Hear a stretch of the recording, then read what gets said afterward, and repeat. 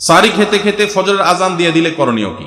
সারি খেতে খেতে যদি ফজরের আজান দিয়ে দেয় এবং ওয়াক্ত হয়ে গেছে, ওয়াক্ত মতোই আজান দেওয়া হয়েছে, আজান দেওয়া হয়েছে তার মানে ওয়াক্ত হয়ে গেছে, তখন আপনি খাচ্ছেন, তাহলে সেই রোজা আপনাকে আবার রাখতে হবে, এই রোজা হয় নাই।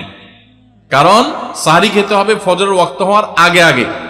ফজরের ওয়াক্ত শুরু হয়ে গেছে, তখনও আপনি খাওয়াতেই আছেন এবং গিলেছেন, তাহলে আপনার রোজা হবে না। যদি এমন হয় যে ওয়াক্ত হচ্ছে তার আগ মুহূর্তে খেয়েছেন, এখন মুখে খাবার আছে, খান নাই, নিয়েছেন খাওয়ার জন্য, বাকি ওয়াক্ত হয়েছে বা আজান হয়েছে দেখে আপনি ফেলে দিয়েছেন, তাহলে রোজা হতে পারে। এখন দেখবেন যে ওয়াক্ত হওয়ার পরে কিছু খাইছেন কিনা, অল্প যদি খেয়ে থাকেন ওয়াক্ত হওয়ার পর, ধরুন আপনার 5:20 আজান হলো বা ওয়াক্ত হলো ফজরের, তো আপনি ঠিক 5:20 সময় অল্প একটু খেয়েছেন, এক ডুব পানি খেয়েছেন, বাস এই রোজাটা আপনার আবার রেখে দিতে হবে, কাজা করতে হবে। রমজানে হারিয়ে যাওয়া এমন কিছু আমলের কথা বলুন যা অধিক ফজিলতপূর্ণ আমল, কিন্তু তা অনেকেই জানে না বা আমল করে না।